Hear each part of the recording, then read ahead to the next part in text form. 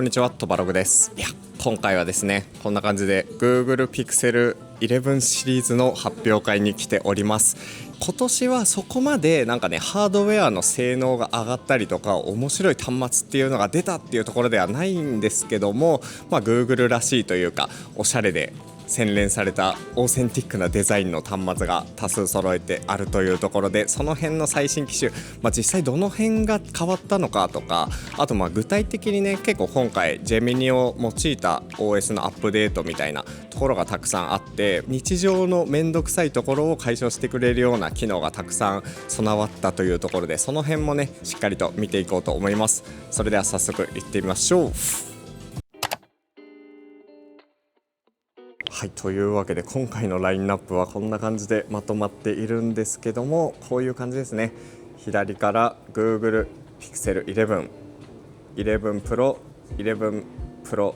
XL、そして11 Fold、11 Pro Fold、Pixel Watch 5、Pixel Buds Pro 2の新色っていうところで、今回はこんな感じで4機種プラスいくつかのね、周辺機器が発表されております。ちょっとね、それぞれ見ていきたいところがあるので実際に見ていこうと思います。はい、というわけでこちらが今回の Pixel 11 Pro Fold ですね。前のモデルとちょっと違うところはやっぱこのカメラ周りだったりしていて、それ以外は基本ほぼ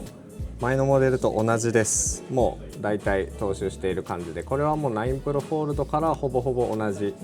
1対1に近い形状だったり、折りたたんだ時のこのサイズ感というところですね。そしてカラーに関しては今回残念です。とても残念なんですけども、オリーブとオブシディアン、この緑と黒の2色展開ですね。いやちょっとこれはもう9 Pro ユーザーとしてはやっぱこのねポーセリン的なカラーは復活してほしかったなと思うんですけども、どちらかというとやっぱね大人なシックなイメージ、価格的にもねもちろんそんな方向性なんですけども、若干落ち着いた色味となっております。ポーセリンがあったらこんな感じだったなみたいな、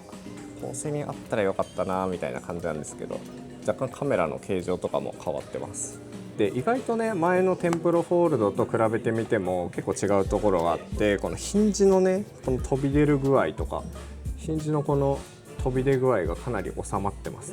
でかつカラーも前はゴールド系だったんですけど、今回このヒンジとかこの枠の部分も緑色になっている、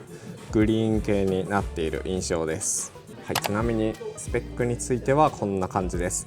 ハードウェア的な進化はほとんど、ないんじゃないかなと言ってもいいんですけど、基本的に SoC がちょっと新しくなったのと AndroidOS が17になったよっていうところだったり、あとは若干薄さが1ミリぐらい薄くなっているっていう、その辺がちょっと主な違いかなと思います。ちょっと重さに関してはねどのぐらい軽いか分かんないですけど、少なくとも9 Pro Fold よりはちょっと薄いし、軽いかなっていう感じです。ピクセルシリーズあんまりスペックで語るような端末ではなくて、どっちかっていうと触った時の気持ちよさみたいなところとか UI とかジェミニのね連携とかその辺で効いてくる端末だとは思うんですけど、スペックを見るとこういう感じとなっています。外観の大きな違いとしてはこのカメラかな。カメラに関しても主なラインナップはあんまり変わらないんですけど、一応メインカメラが4800万画素の11 Pro とかではない普通の無印の多分ピクセルと同じようなカメラを搭載していて、最大5倍ズーム、デジタルで30倍のカメラを搭載しているって感じです。カメラに関しては引き続きちょっと最強ではない、ハイエンドではないって感じですかね。画面に関しては若干明るい3200ニトというところで、若干この Galaxy Z Fold 8とかよりは明るい感じかな。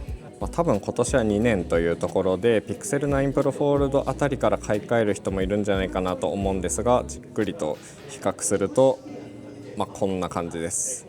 ほぼほぼね同じような感じですね。ちなみに Z Fold 8と比べるとこういう感じです。コンテンツを見るならやっぱ圧倒的に Z Fold 8がいいと思うんですけど、2画面で画面分割をして使うとかであればこの縦がね1対1の方が向いているみたいなイメージですかね。本当に表のカバー画面と同じ比率で表示されるっていうところ、個人的にはやっぱね開いて使う時って大体こういうコンテンツを見る時なので、どっちかっていうとこっちよりは今はこっち派かなみたいなところです。で一応ねこのカメラを見ていくとここがね LED が仕込まれていて、ここがなんか5色ぐらいに光ることができます。なんかね電話とか自分でこうアドレス帳に登録した人だけなんか光らせるというか色をね指定できるらしいんですけど、こんな感じでなんか色を分けてね自分の家族だったり友達だったりパートナーだったりで分けることができるっていう。なのでこう閉じた状態でも、誰から連絡が来たのかが一目で分かるっていうところで、この機能はねなんか懐かしさを感じます。ガラケー味をすごい感じるところです。で残念ながらこの機能に関しては LINE とかあとメッセージとかそういうね他のアプリとかだと使えないみたいで、現状は着信した時だけって感じですね。 LINE の着信にも非対応です現状。側面もこんな感じでちょっとアイビーロス酸味を感じる筐体デザインというか、このマテリアル感がいいですね。やっぱ今回も本当にトワログとしては、ホワイト一択なので、今回は買うことはないんですけども、一応やっぱねどっちかっていうとピクセルに関してはバンガンドールフセンとかなんかライカとかああいう欧州系のちょっと高級ハイエンドなガジェット味を感じるところなので、そういうのと合わせて使うとかになるとめっちゃこれはいいんじゃないかな。価格に関しては後で紹介していきます。はい、そして今回の Pixel 11 Pro シリーズですね。プロシリーズに関しては若干こうね高級感を感じるような落ち着いた風合いのカラー路線となっていて、かつこのサイドの部分がギラついているジュエリー味を感じるデザインというか、どっちかっていうと女性的な方向のイメージが強いようなカラーが選定されている気がしています。ジュエリーに合いそうな系というか、カラーに関してはキャニオン、フォグ、オリーブ、オブシディアンっていうところで、今回ポーセリンが完全に消失しましたね。昨年のモデルまではプロシリーズはポーセリンっていう白系のモデルがあったんですけど、完全にそれが消失してちょっとこういう色がついているモデルだけになってしまったのが個人的にはちょっと残念ポイントかな。やっぱり暫定的に白に一番近いのがこのフォグっていう色かなっていうところですかね。ちょっと水色っぽいんだけど横のね銀色シルバーなのがフォグだけなので、こういう感じのカラー展開というかイメージですかね。実際に太陽光の下で見たらどんな色になるかってところなんですけど、このオリーブとかは落ち着いててなんか可愛らしい雰囲気があります。続いて Pixel 11 Pro XL も同じようなカラーラインナップですかね。こういう感じ。特筆すべきはそこまで特筆するところはないか。早速ねスペック紹介するとこんな感じです。スペックに関してはちょっとね特筆すべきはないというか、Google スペックで測りたくないところではあるんですけど、こういう感じで、主に Tensor G6 っていう新しいチップが搭載されたのと Android が17になっています。でハードウェアに関しては、これもねそんな違いはないんですけど、若干カメラ周りが進化しているようなイメージですかね。真ん中のカメラが5000万画素のカメラになっていて、センサーが 1.3 分の1センサーでちょっとなんか今までよりも刷新されているというところからどんな感じで使えるのか気になります。で一応これは Tensor G6 搭載したことによることらしいんですけど、カメラに関しては最大120倍の電子ズームが備わっています。おそらく AI 系の処理がこのセンサー内で走っていると思うんですけど、その辺がちょっと強くなってるみたい。この辺はね実際に使わないとどんだけ違うかわかんないんですけど、一応最大120倍ズームに対応しています。でさっき紹介した通りここにねこの LED のディスプレイみたいなのが備わっているので、これでなんか着信した時のカラーがわかるみたいな、なんかハックしてさいろんなLINE とかで使えるようにしてほしいですよね。 LINE とかなんか他のアプリとかに対応してほしい。通知をちょっと大事なアプリだけこれにするとか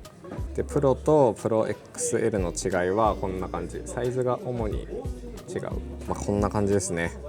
画面がやっぱ明るくて綺麗なのはその通りで、あとこのバイブレーションのパキッてした感じとかのフィーリングがやっぱ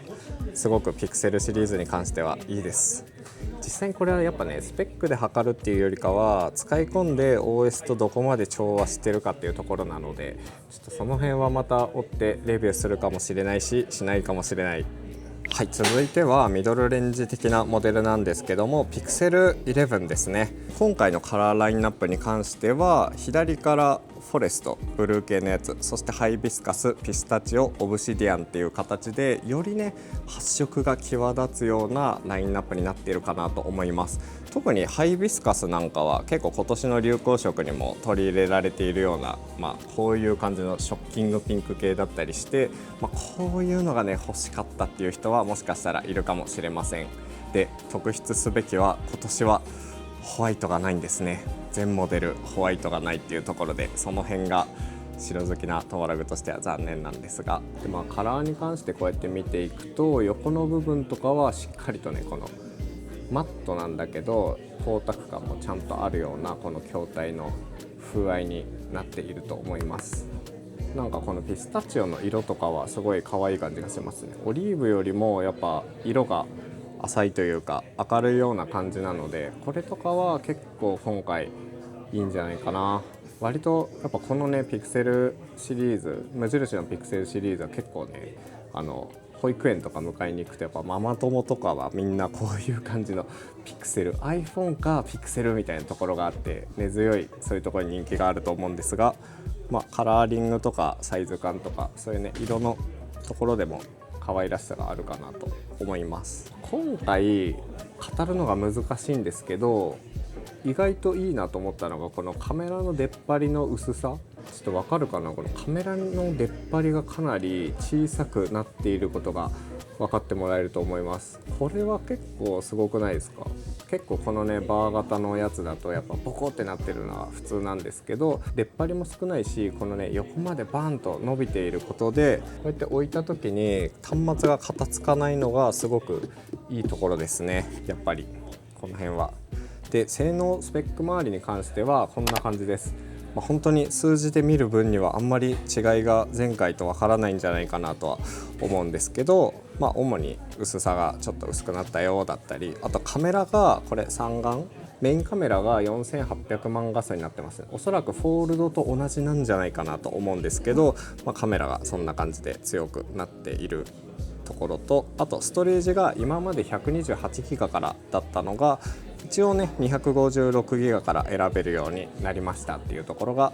大きな違いかな。なんかキャリアとかそういうキャンペーンとかで安く購入するときに128ギガが安いっていうのがあったと思うんですけど、今回256ギガからが安いっていう感じに。価格に関してはまた後で紹介していきます。で、ちなみにここにねこうポチッとあるんで、これも光るんだと思われると思うんですが、これに関してはただフラッシュです。撮影する時に光るようなイメージで、はい。そして若干フリッカーがあるんですけど、毎年ねおなじみのこのアクセサリー系ですね。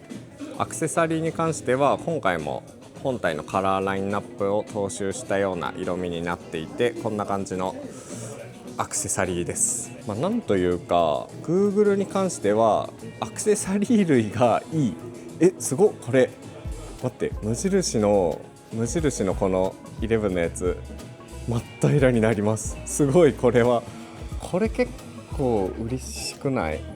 若干盛り上がってるから完全なフラットじゃないんだけど、結構ねフラット寄りの雰囲気になりますね。この色味とかやっぱ夏っぽくて可愛らしいハイビスカス。やっぱアクセサリーですね。 Google はこの手触りのいいシリコンで、しかもフィット感が抜群。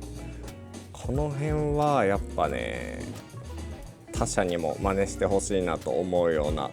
かっこよさがあります。はい。続いてプロシリーズのケースに関してもこんな感じで同じようなシリコン系のカバーとなっていて、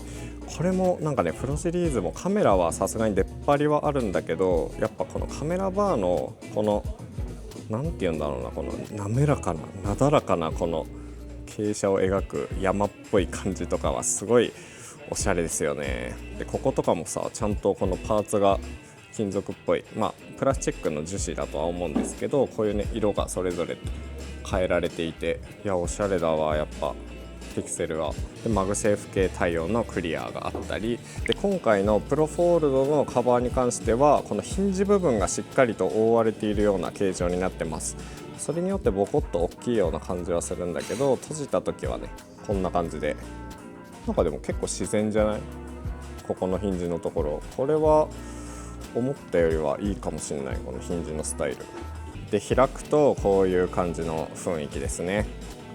こんな感じ。いや、なかなかいいわ。白があったら最高に良かった。でケースの質感は結構ねザラザラとした、消しゴム系のシリコンっぽい感じなんだけど、しっかりとこうねマットというか、なんか滑りにくいような滑り止めの加工が施されている印象があります。良さげ。このマグセーフ系のリングとかもいいですよね。結構トバログっぽくはないんだけど、高級ブランドのバッグとかそういうのと組み合わせる人は合うのかなみたいな、ちょっとジュエリー味を感じます。これギャラクシーですけど、ギャラクシーとかに合わせてもちょうどいい。なんか見た感じはちょうど可愛い感じがします。開いても意外と支えてくれそうな感じがする。これちょっと買おうかな。これちょっといいかもしれないです。こんな感じのバンパーのいい。バンパーいいよな。やっぱバンパーは最高に好きです。なんかこのカメラのところがしっかりとこうボコついているバンパーがあったり、それぞれこんな感じでラインナップされてますね。個人的にちょっと気になるのがこれです。もうこれ Google っぽいと思うんですけど、このボナベンチュラっていうミラノのなんかねイタリアのこういうケースメーカーじゃないのかな、なんかメーカーブランドがあるんですけど、そことコラボレーションをしているこのケースめっちゃいい。これカーフスキンかな、シュランケンカーフみたいな質感を、このカサカサとしたシュリンクされたこの柔らかい独特なシュランケンカーフみたいな素材感なんですけど、おそらくそういう系の革を用いた素材感のねケースがラインナップされてますね。シュランケンカーフかは分かんなかったんですけど、おそらくそういう系のカーフスキンを用いてシュリンクレザーにしているものだと思われます。この色いいな。こういう感じです。でピクセルウォッチとかバッツに関しても、カラーがねそれぞれ筐体なのかな、バンドの色、筐体の色もそれぞれ違いますね。こんな感じでラインナップされています。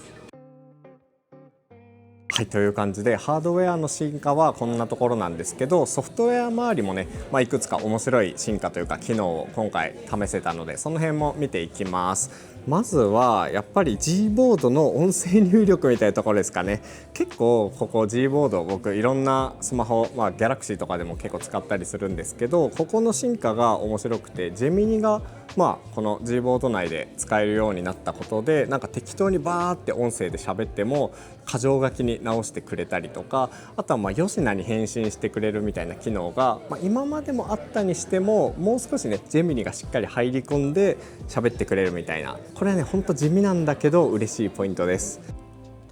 じゃあ今から話すことを動画編集の時に反映してほしいPixel 11 Pro フォールド、まずはフォールドから27万9900円から、カラーはオリーブ、オブシディアンの2色をこれ全部箇条書きにして動画反映のスクリプトにして、いってんじゃない？いってんじゃないですか。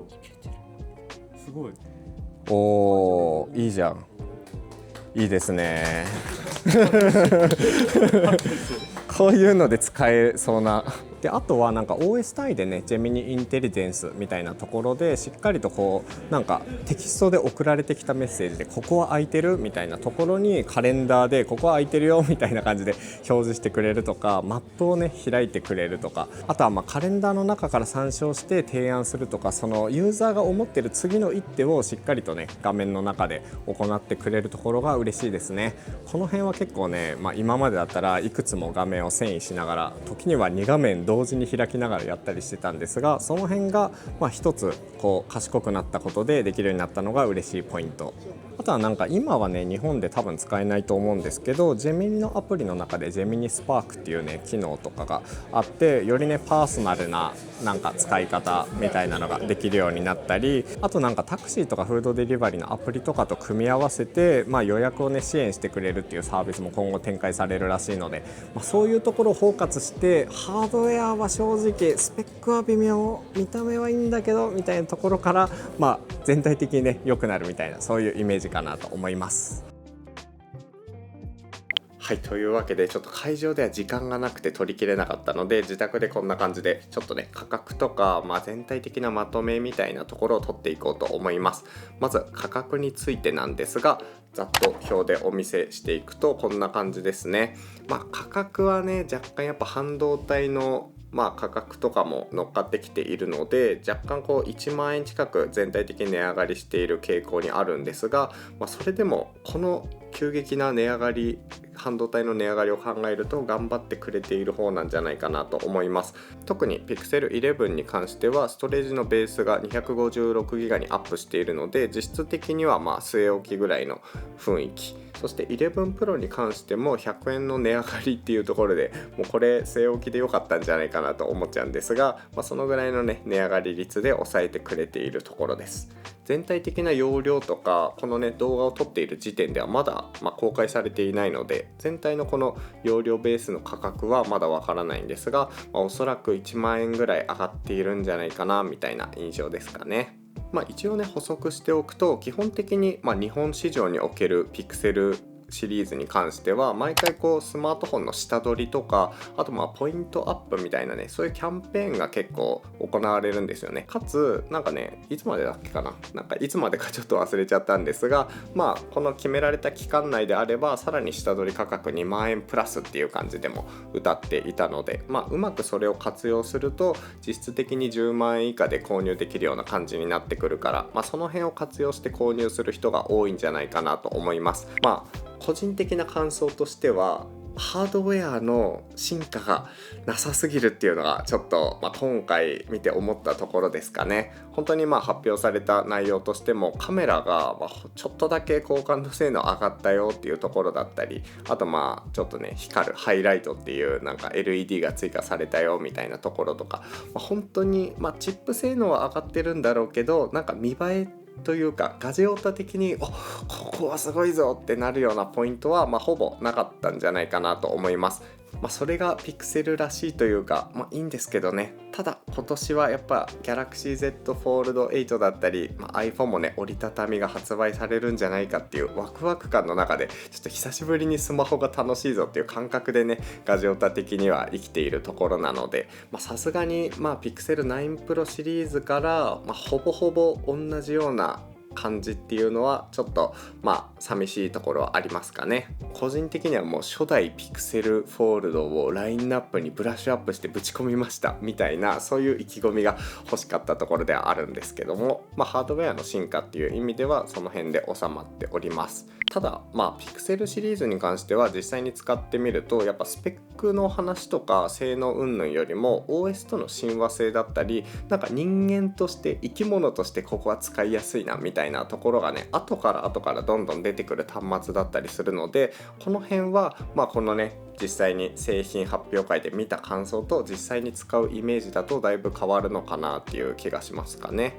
例えば UI がすごくね自然からインスピレーションを受けているっていうところで、ポップアップの感じのアニメーションが気持ちよかったりとか、バイブレーションがパキッみたいな感じですごく操作性とかね、そういう意味でアニメーションとかその辺がね気持ちいいところだったり、あとやっぱりジェミニインテリジェンスですよね。これまで人間が能動的にやってきた作業を一部AI が補完してくれるというか手助けしてくれる、一歩先をリードしてくれるような感じで使っていけるっていう体験はまだこの発表時点では未体験なので、実際にそれがどういう風に効いてくるのかとか、本当にそれが便利なのかとか、その辺も含めて使った上で初めてピクセルの価値観感覚というのが分かってくる気はするので、その辺もね含めて今後紹介していければなっていう感じですかね。はい、というわけで今回はこの動画こんな感じで終わりにしようと思います。ぜひ気になった人は、Google の公式ページもうすでにねあらゆる情報が発表されていると思うので、そちらを見ながら、僕もそこで初めて知ることはたくさんあると思うんですけど、見ていければ幸いです。それでトバログでは他にも例えばピクセルの動画だけじゃなくて Galaxy の動画だったりいろいろガジェットのレビューもしているので、ぜひそちらも見ていってもらえると嬉しいです。というわけで今回気に入っていただけた方はぜひチャンネル登録もお願いします。というわけで次の動画でお会いしましょう。トバログでした。